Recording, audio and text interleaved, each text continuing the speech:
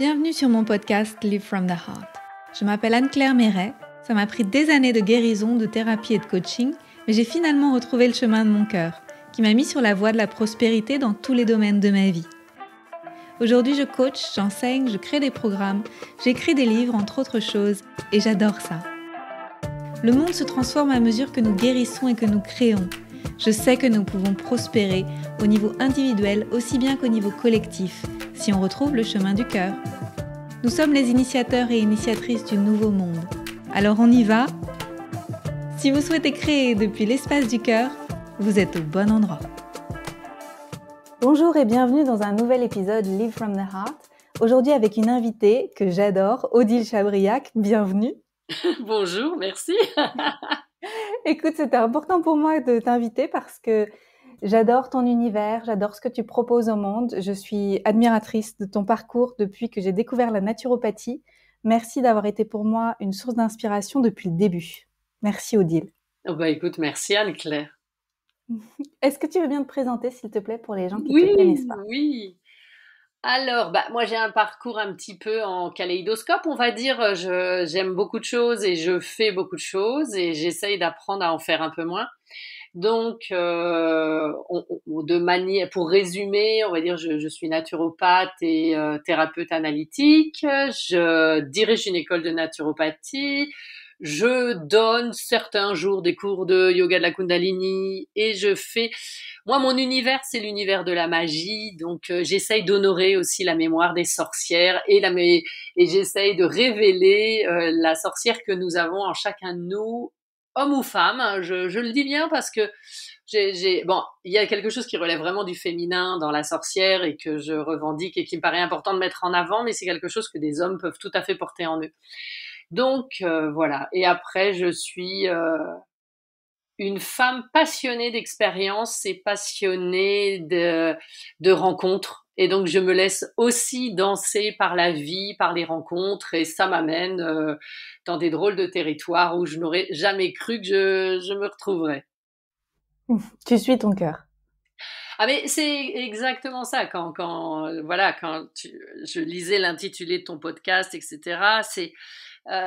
Oui, moi j'ai parfois à tort ou à raison. Ce que je veux dire, c'est que des fois j'ai fait des choses de manière assez impulsive.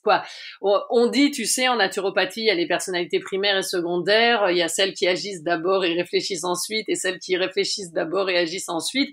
Moi, il y a aucun doute que je suis primaire, c'est-à-dire que j'agis d'abord, je réfléchis ensuite. Ça peut me mettre dans des situations assez stupide des fois, mais n'empêche que c'est pas très grave, quoi. Derrière moi, il y aura aucun regret. J'aurais vraiment suivi mon cœur aveuglément et pour le meilleur et pour le pire. Est-ce que tu as toujours été comme ça ?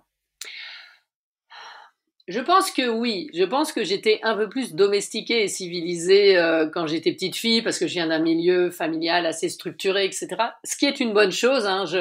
J'honore toujours mes parents pour ça parce que je pense que je devais être assez difficile à dompter et que peut-être que je serais devenue folle.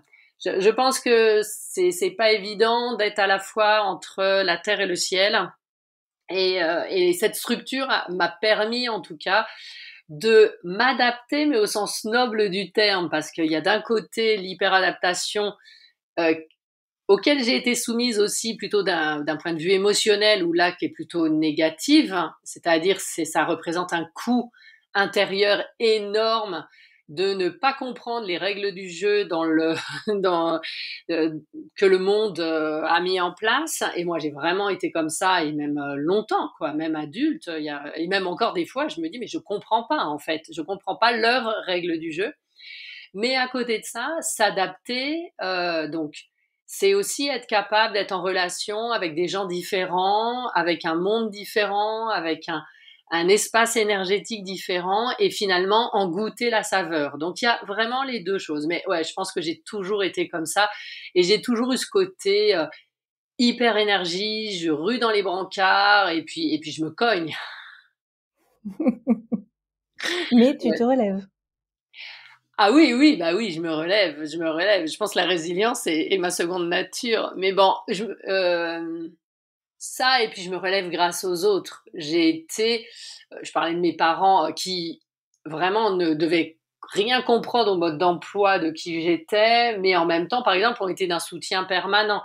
Et là, pareil, de ma famille, dans mes amis, tout ça, il y a toujours à la fois moi cette envie de verticalité, envie de vivre, envie d'y aller, ça c'est certain, mais j'ai aussi toujours réellement trouvé du soutien et des mains qui se tendaient et qui disaient bon ben viens, je vais te faire la courte échelle et c'est reparti quoi.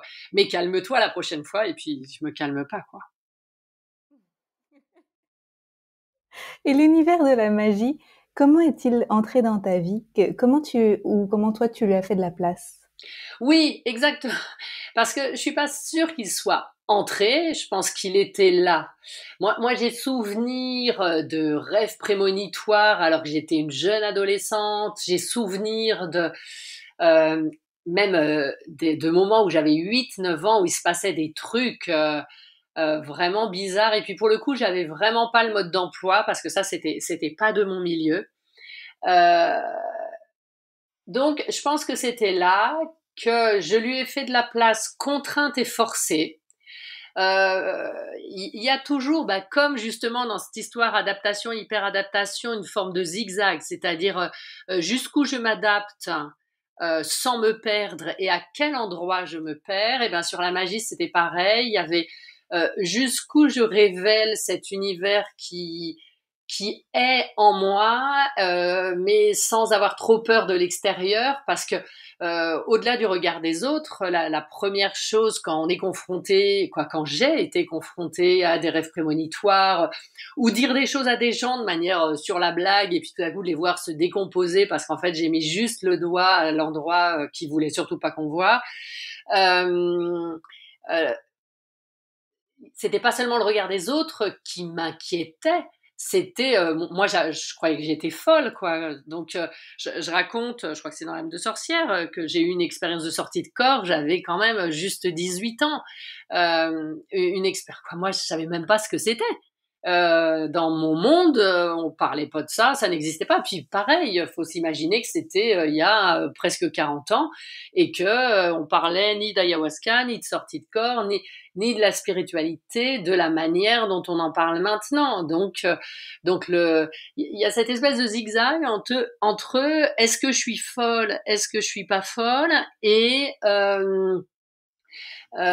qu'est-ce que je fais de ça? Qu'est-ce que je fais de ça à partir du moment où justement je sais que c'est aussi une partie de moi et comment je l'apprivoise et comment, et alors là il a fallu longtemps, je le partage au monde. Et même c'est drôle parce qu'après avoir écrit Âme de sorcière, il m'a fallu 1 an où dans la rue à un moment je m'arrête net et je dis à l'ami avec qui je lui dis mais en fait j'ai écrit un livre qui s'appelle Âme de sorcière. C'est-à-dire que même la substance du titre, je l'avais regardé d'abord de manière, on va dire, presque esthétique, presque extérieure, en disant ouais, ça sonne bien, c'est exactement ça que j'ai envie de raconter, etc. Et puis jusqu'à ce que je me rende compte que c'est mon histoire et que je me l'approprie et que, en fait, je parle de mon âme. Donc, je sais pas si je suis claire, mais je trouve que c'est voilà. Et donc, c'est un grand chemin de zigzag entre oui, non, oui, non, oui, non, oui, je rêve d'être normale, non, je ne le suis pas, ou en tout cas, leur normalité, je la comprends pas. Et puis, voilà. Et alors, on va dire maintenant, c'est un peu différent dans le sens où ayant eu une forme de reconnaissance publique, et c'est pas anodin, et je pense que c'était important pour moi par rapport à cet univers-là, ça me légitime et ça me donne, enfin ça permet que je me donne le droit de m'exprimer là-dessus, euh, mais je reste assez modérée et à tâtons parce que euh, ce que je crois relève aussi beaucoup de l'intime et je dois pas forcément le mettre en pâture publiquement. En tout cas, je parle dans le domaine de la spiritualité, de l'âme justement et de la conscience avec un grand C. Moi, je voudrais te remercier d'avoir abordé tous ces sujets et de l'avoir fait publiquement à une plus grande échelle parce que tu as ouvert un compte Instagram il n'y a pas si longtemps que ça, qui s'est beaucoup développé, tu en as beaucoup parlé et tu as pris la parole et tu as occupé ta place. Et le fait que tu l'aies fait, ça a permis aussi à d'autres personnes de le faire autour. Et moi, je trouve que le timing est assez extraordinaire parce que c'était juste avant la crise mondiale que nous vivons. Et c'est tout à l'heure, avant qu'on lance le podcast, tu disais que c'était une opportunité d'évolution. Et il n'y a pas de hasard dans le fait que toi et puis d'autres personnes comme toi aient osé parler beaucoup plus de spiritualité, de mysticisme, de choses qui étaient abstraites et intangibles, mais dont on a profondément besoin aujourd'hui, maintenant. Oui, alors je suis assez. Alors moi, mon compte Insta, ouais, ben je l'ai ouvert en quoi je l'ai créé, je pense en 2015, quelque chose comme ça, puisque même quand j'étais sur le chemin de Saint-Jacques, j'avais déjà posté des choses. Mais là où c'est où je suis d'accord avec toi et ça résonne tout à fait sur une histoire très différente, mais j'ai alors c'est pas du tout un ami, c'est une connaissance de connaissance, mais peu importe, c'est un homme qui est en bataille juridique concernant la garde de son fils.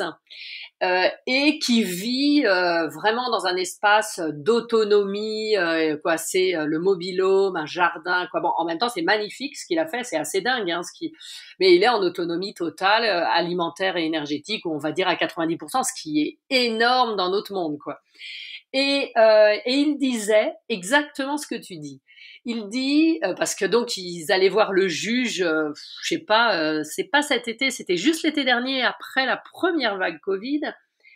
Et tout d'un coup, son mode de vie qui était avant considéré comme marginal, considéré comme asocial, et tout d'un coup est devenu comme et il en revenait pas comme quelque chose du possible de la normalité, c'est-à-dire que là où éventuellement son ex-femme et genre pareil, je ne connais ni les tenants ni les aboutissants et je veux pas m'en mêler, mais souhaitait jeter l'opprobre sur un mode de vie, la juge a dit mais écoutez, allez vivre à la campagne et chercher à vivre par ses propres moyens. Tout d'un coup n'était plus quelque chose de répréhensible, mais faisait partie des possibilités de la vie qu'on avait aujourd'hui. Et il dit, lui, il n'en revenait pas, mais quelque part, ça résonne avec ce que tu dis. C'est-à-dire que des choses qui pouvaient sembler très extérieures à la société, tout d'un coup, par de multiples phénomènes. Pour moi, la crise du Covid n'est qu'une crise quelque part, d'ailleurs, qui sur le fil de l'histoire va être un point révélateur, mais je pense, et à la crise climatique, etc. Tout ça va complètement changer les règles du jeu. Et effectivement, il y a des gens, comme on jouait déjà avec des règles un peu différentes, on n'avait pas bien compris les règles des autres, ça nous donne, je ne sais pas si c'est un coup d'avance parce qu'on n'est pas du tout sur une course, mais en tout cas ça permet d'avoir une autre perception, tu vois. Et donc de faire évoluer le collectif, parce que dans cette histoire de garde d'enfants, la juge, elle était quelque part la représentante du collectif, en disant c'est gérable pour un enfant, c'est pas gérable pour un enfant. Je suis claire ou pas? Très clair. Et ça nous prouve que le monde est en train de changer à vitesse grand V. Ah mais complètement. Mais moi je pense. Alors à la fois c'est un privilège et à la fois c'est vraiment intense et des fois on a envie de dire pousse, on voudrait une petite pause. Ouais, c'est ça, ça va à une vitesse incroyable. Comment certains référentiels sont mis en question alors qu'on les pensait gravés dans le marbre. Donc pour moi c'est forcément une joie. Hein. Après, dans un sens ou dans l'autre, mais qu'on soit capable d'interroger. Moi, j'avais un prof de psycho qui nous disait la théorie, peu importe la théorie, ce qui est important, c'est le point d'interrogation, c'est-à-dire le à moins que non. Voilà, je crois ça, à moins que non, d'être toujours capable de d'interroger nos propres systèmes de croyances et si le monde y arrive à certains moments, ça serait formidable. Enfin, c'est formidable. C'est formidable, ouais. Ouais. Tu diriges une école de naturopathie que tu as créée, l'Institut de naturopathie humaniste. Et est-ce que tu sens qu'il y a de plus en plus de personnes qui désirent se former et qui désirent apprendre toutes ces médecines de bon sens ancestrales et dont on peut se saisir à la maison? Oui, alors, et ce qui est formidable, alors bon, oui, de plus en plus de personnes, nous, on est complet tout le temps, quoi, voilà, on remplit nos promotions en une journée en général. Donc c'est assez révélateur d'un monde qui se cherche, qui cherche du sens. Ça me fait penser aussi, ça, je pense que tu as vu ça aussi, mais pour moi ça relève de la même chose.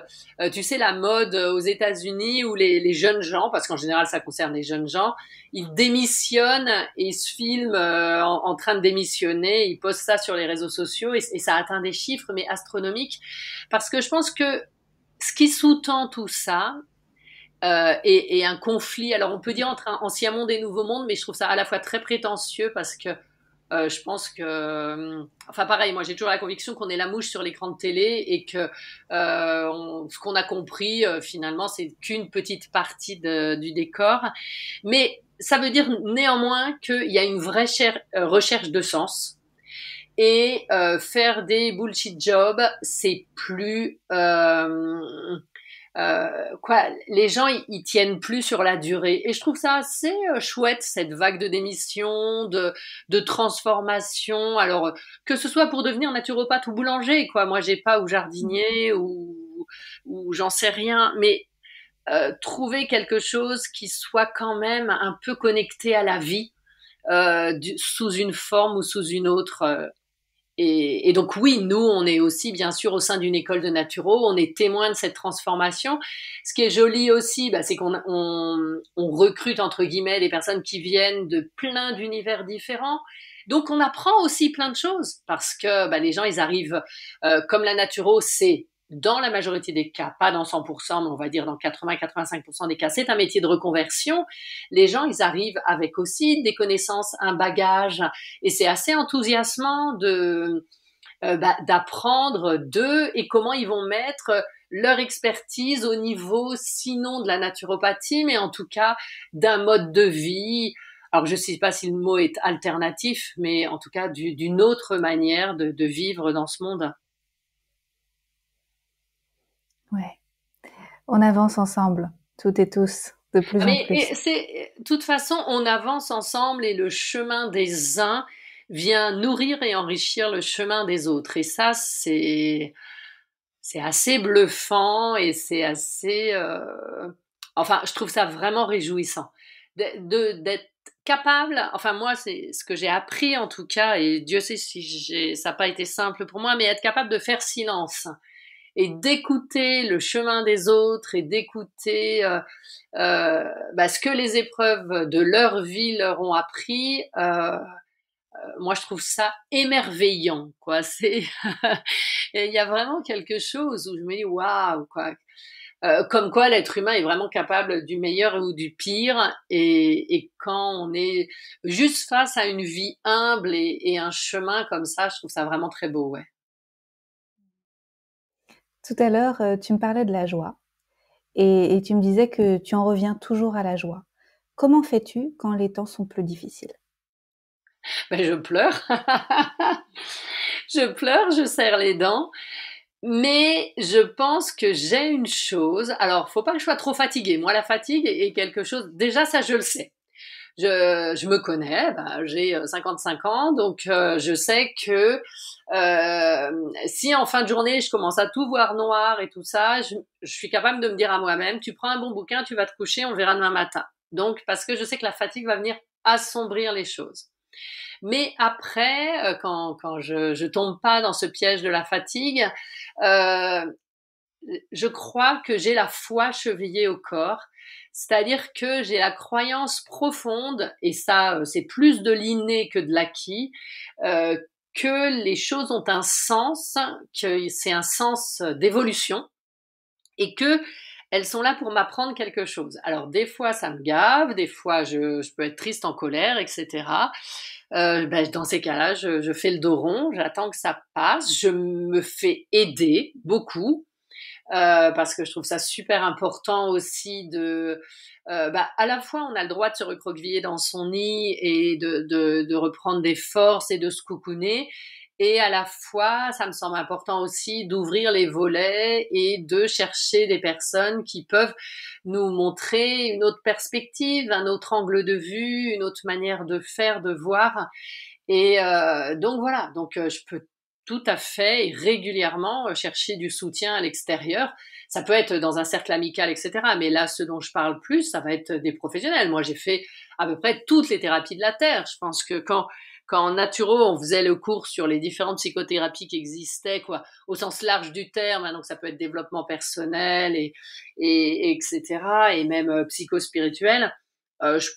J'ai essayé plein de trucs et ça m'a nourri et ça m'a aidé à grandir. Donc c'est pas voilà, j'ai pas de recette magique. Sinon, je te dis quand même chromosomiquement, il y a quelque chose en moi qui va faire que je vais quand même plutôt regarder le verre à moitié plein plutôt qu'à moitié vide. Ouais, c'est contagieux. Moi, j'aurais envie de dire aussi que c'est contagieux parce que quand on se connecte à toi, on le ressent. Donc, merci pour ça. Oui, Peut-être mais que toi aussi, est-ce que... Pardon, vas-y, je t'en prie. non, mais et comme je disais, attention, c'est pas non plus une religion et c'est pas quoi cette forme de dictature du bonheur ou du bien-être, etc. C'est quoi, c'est pas la méthode Coué, même si je crois tout à fait à la méthode Coué. Je pense que voilà, si on se force aussi à regarder du côté de la lumière, ça va être plus facile de le faire. Mais c'est pas une injonction à aller bien. Je me méfie aussi de ce genre de choses-là. Mais en revanche, oui, j'ai ce pli-là. Tu vois, comme tu as un pli à un pantalon, moi j'ai vraiment ce pli du bon bah comment, qu'est-ce que je peux mettre en place, même de manière très factuelle pour renverser la vapeur si c'est difficile. Euh, Après, je te dis, des fois ça marche, des fois ça marche pas, et des fois j'en ai marre, et des fois je trouve qu'on vit, voilà, moi avec, bon, on va dire, nous sommes donc fin août. Moi, l'actualité ces derniers jours, je me suis quand même pris un coup de casserole sur la tête. Après, oui, je veux croire, je choisis de croire que les choses ont du sens et qu'elles sont destinées à nous faire grandir. Et là, je parle vraiment du nous en tant que collectif, au-delà de mon petit moi individuel. Comment tu fais avec ton entourage? Si tu as des personnes autour de toi qui vibrent pas cette joie, comment tu, comment tu gères ça? Alors, pareil, je suis assez, comme je disais, c'est pas une injonction au bonheur. Donc après, moi, les gens de mon entourage, ils sont. Alors c'est drôle parce que j'ai ma petite chienne sous la table et elle est en train de ronfler allègrement. J'espère que ça va pas trop s'entendre. D'accord. Elle doit être trop bien là. Euh, je suis plutôt entourée de gens qui sont sur un niveau énergétique pas très loin du mien. Et même, je veux dire, dans ma famille, etc. Déjà, il y a du soutien, je disais, inconditionnel, et ça, c'est certain. Euh, et euh, Et il y a aussi une forme de foi. Alors, je pense par exemple à ma sœur aînée. On est c'est très rigolo quand on nous voit toutes les deux parce qu'on est à la fois très, très, très différentes, vraiment. Et pourtant, finalement, on s'entend très bien parce que elle va aussi prendre les choses côté sourire. Et j'ai peu de gens autour de moi qui sont vraiment pas dans le sourire, quoi. Vraiment très peu, en fait. Et sinon, ben, je pense à une amie, ben, je l'ai mise au yoga de la Kundalini parce que quoi. Au bout d'un moment, ça, on va dire ça, son côté sombre devenait tellement prégnant que, et puis comment dire, il y a des gens, alors je dis pas que c'est son cas, mais il y a quand même une forme de plaisir à rester dans le sombre, et surtout si les gens autour sont juste dans le sourire.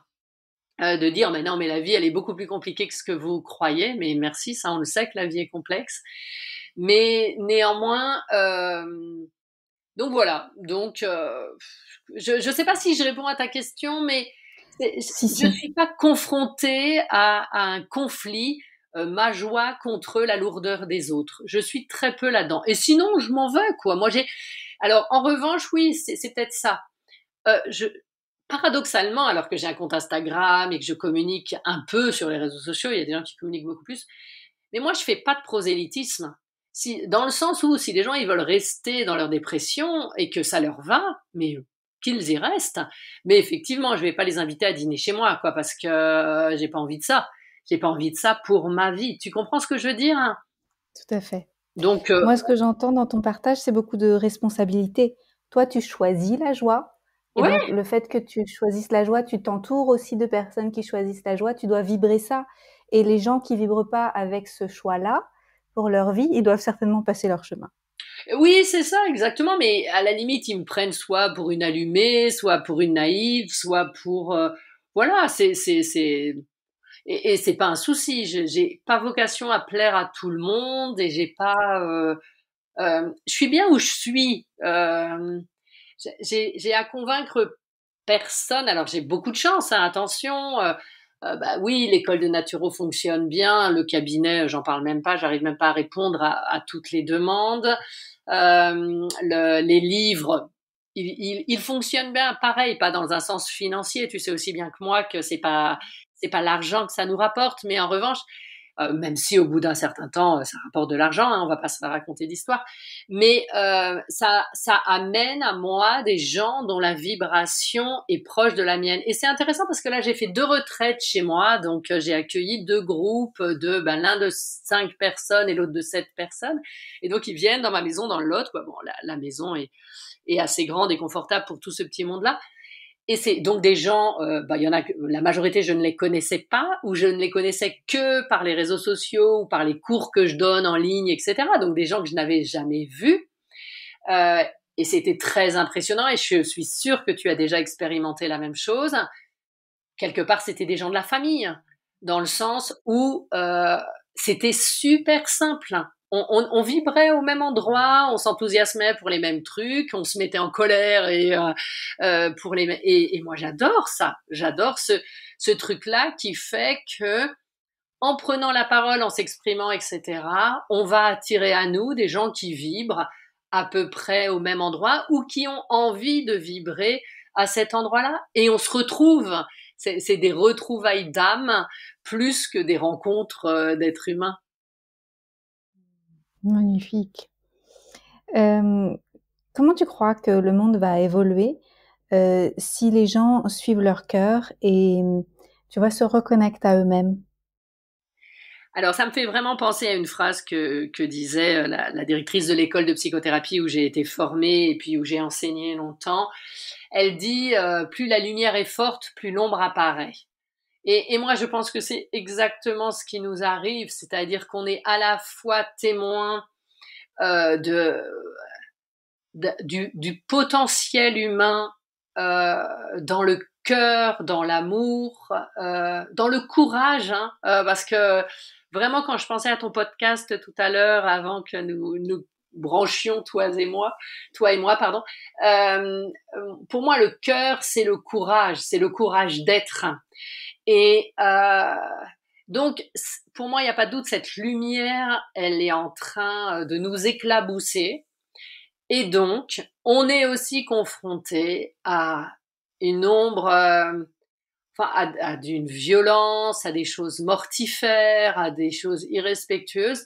Mais quelque part, c'est le secret de l'alchimie, quoi. Il faut que ça brûle fort pour pouvoir transformer le plomb en or. Donc, alors je n'ai aucune idée de comment le monde va évoluer. Autant, alors, et ça, je peux vraiment m'en targuer puisque j'ai 1000 preuves, autant cette histoire d'épidémie, de toute la transformation que ça nous a imposé, c'est quelque chose qui m'a absolument pas surprise et que je savais pas la forme que ça prendrait, mais en tout cas, je savais que je vivrais ça dans ma vie. Autant, qu'est-ce qui va émerger de cette transformation, de toutes ces ruptures en chaîne, je sais pas. pareil, je choisis d'être optimiste parce que de toute façon, on n'a plus le choix et que sinon c'est quoi, voilà. Donc je choisis juste de regarder du côté de la lumière, mais je n'ai pas idée de ce que le monde va devenir, pas du tout. Oui, on verra et pareil, tant mieux qu'on ne le sache pas.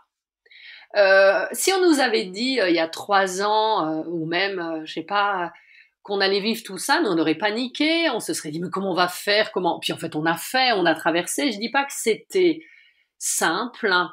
Je dis pas que ça va pas engendrer vraiment des, je sais pas comment dire, c'est que ce soit pour les jeunes, que ce soit pour quoi, c'est complexe et c'est complexe à supporter pour les appareils psychiques et pour le corps même en termes de résistance, etc.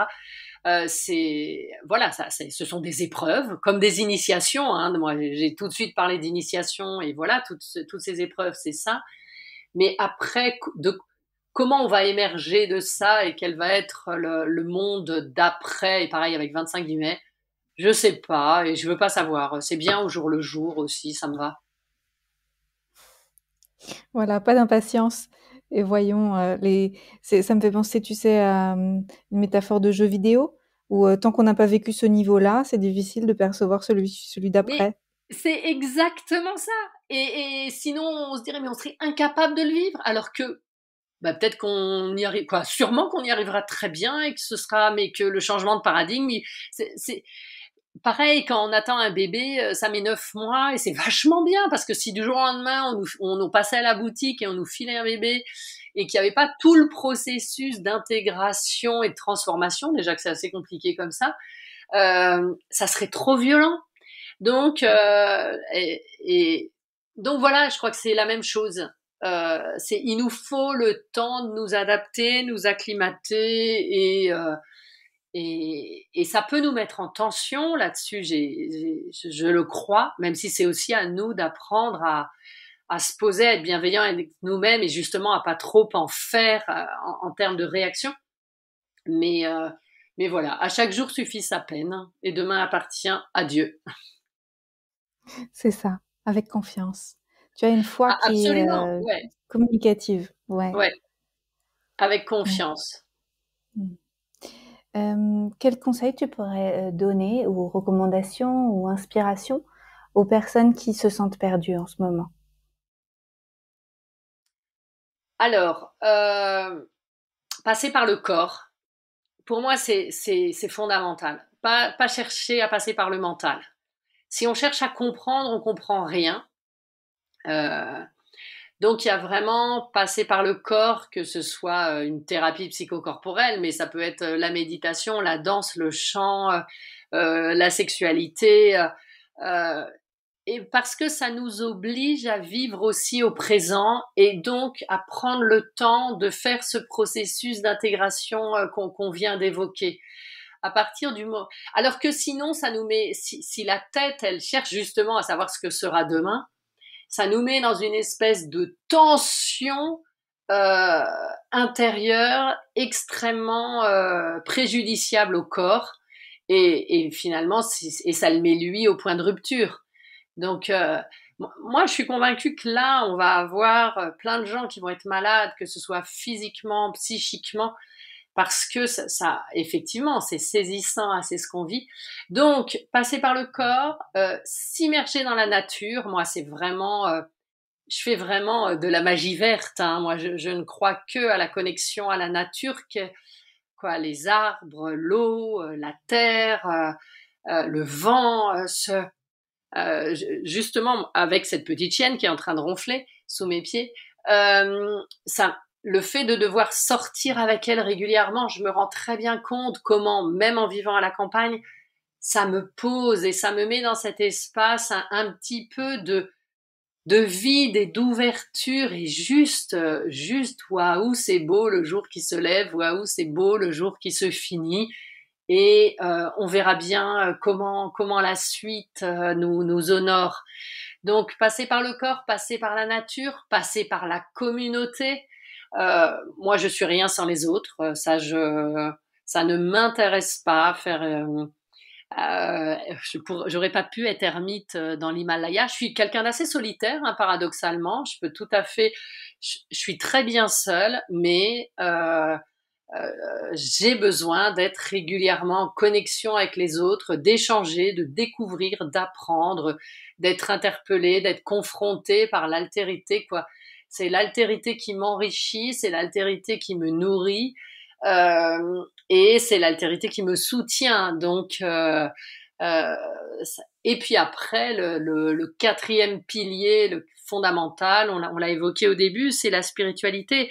C'est se mettre dans une perspective de verticalité, sortir de l'horizontalité consommatrice pour, en se connectant, en, en faisant l'hypothèse, en tout cas, de et si tout cela avait du sens, quel sens j'aurais envie de lui donner, euh, et donc s'inscrire non plus le nez collé à la vitre de nos vies, mais s'inscrire avec de la perspective, faire un pas en arrière et voir à la fois la comédie humaine et la tragédie humaine qui sont dans un même, voilà, qui dansent sur le même parquet. Et, euh, et voilà, c'est donc je comprends très bien qu'on puisse être mal, quoi. Moi, j'accompagne pas mal de personnes chez qui ça grince des dents, et je te dis, hein, moi, il y a des fois, j'ai vraiment des passages où je fais non, non, non, quoi. C'est bon, mais mais moi, je fais en tout cas l'hypothèse qu'on a choisi, qu'on était volontaire, voilà, pour venir avoir le privilège de s'incarner dans cette période-là, qui est pas du tout une période anodine. Et quoi, on a de la chance, on est là, et on a la possibilité, en tout cas, et les uns et les autres, d'être acteur de ce moment. Et être acteur, ça veut pas dire juste prendre la parole sur les réseaux sociaux. Pour moi, les gens qui font, j'ai vu ça sur le compte d'une amie, un défi, je ramasse une ordure par jour. S'il y a des millions de personnes qui font ça, ça fait 1 million d'ordures qui est enlevé par jour. Et ça fait qu'on devient acteur au monde. Et je trouve ça génial. Donc voilà, c'est vraiment se reconnecter, mais ça c'est toute l'histoire de la magie, se reconnecter à son propre pouvoir. Et pour moi,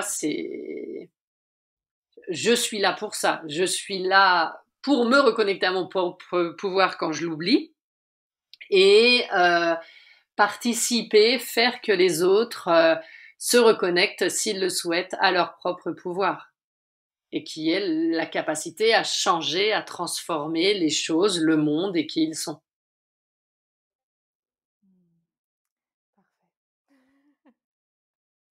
C'est magnifique. Ouais, génial. Est-ce que tu as quelque chose à ajouter, Odile? Euh, Dire aux gens de prendre soin d'eux, qu'on a de la chance, enfin, moi j'ai toujours pensé que c'était un privilège de vivre. Euh, je sais plus dans quel livre on dit il y a X millions de spermatozoïdes, et on est qui partait à la conquête de l'ovule, et on est le spermatozoïde gagnant, quoi, voilà. Et oui, garder la foi humblement, quoi, faire confiance humblement, et à la fois dans son pouvoir.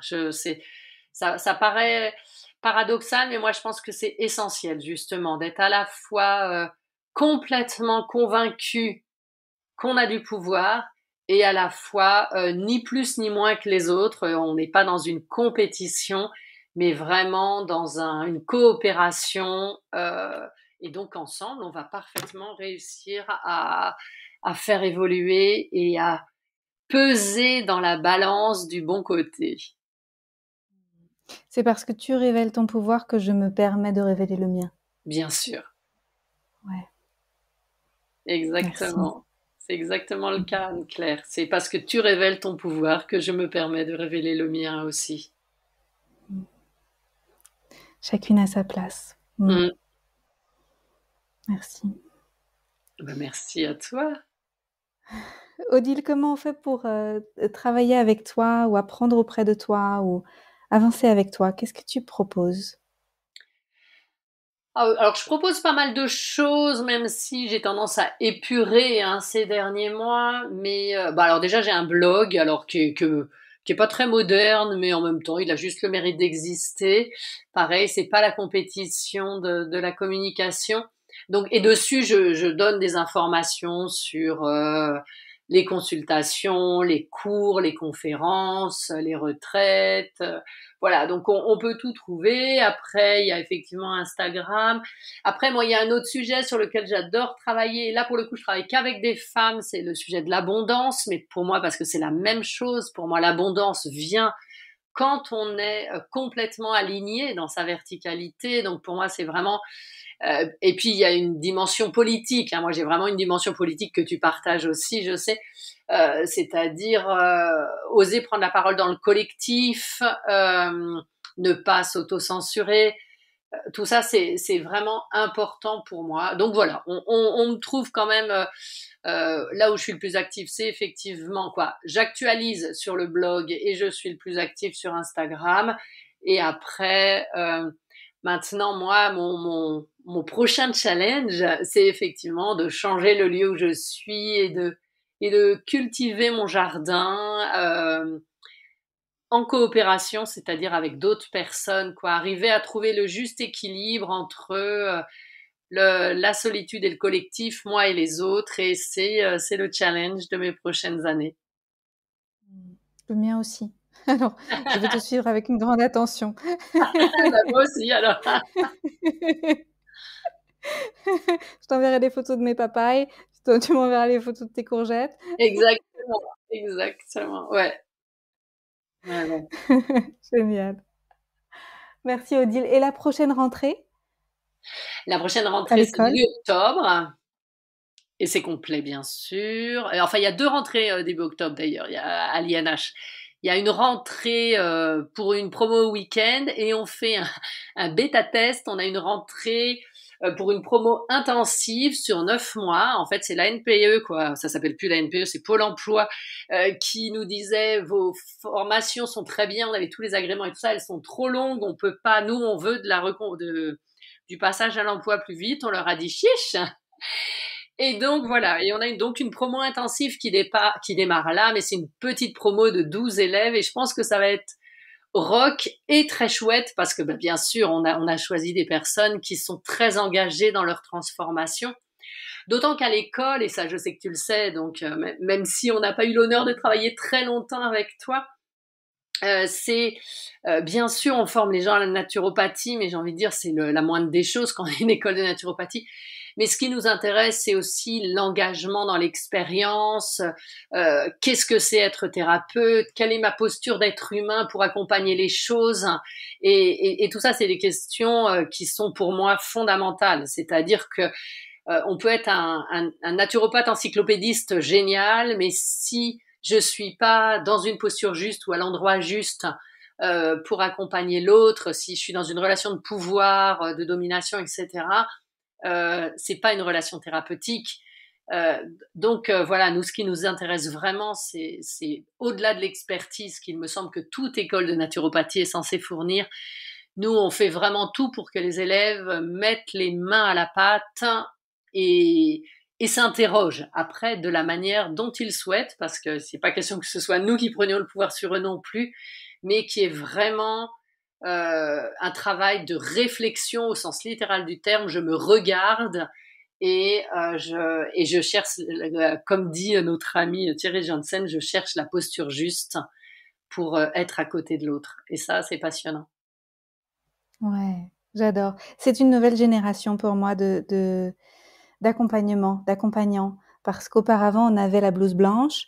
On a vu une génération de naturaux qui était comme une blouse verte, Ouais. qui essayait de faire un peu pareil qu'avant, mais différemment. Et là, c'est autre chose. C'est autre chose. C'est un nouveau chapitre. Exactement, exactement. Et ça, c'est formidable. Et ça résonne bien au monde parce que les gens ont besoin de ça aussi, de gens qui ont plongé dans le processus de transformation et qui peuvent en témoigner, même avec le caractère un peu boiteux, etc., que ça peut avoir, quoi. On peut témoigner et de nos réussites et de nos échecs, et c'est OK. Oui, bah, de toute façon, la naturopathie, c'est ça, hein. C'est parce Bah que oui, j'ai expérimenté, de manger ci, de faire comme ça et cetera, que je me suis cassé la figure et que je me suis dit: «Oh non, c'est pas pour moi». exactement. Qu'on a appris à s'écouter. Mmh, mmh. Ouais, génial. Merci Odile. Sache que tu es toujours la bienvenue et que la porte est ouverte pour de prochains épisodes. Bah merci, écoute, merci d'être là et puis bon voyage. Merci. À très Et, bientôt alors. oui, à bientôt, je te remercie pour tout. Merci, je t'embrasse. Moi aussi. Merci pour votre présence. Si vous avez aimé cet épisode, je vous invite à le partager avec vos amis et à suivre le podcast pour être au courant des prochains épisodes. Et suivez-moi sur mon site internet anneclairemeret.com et sur mes réseaux sociaux pour être au courant de mes prochains programmes et formations. À bientôt!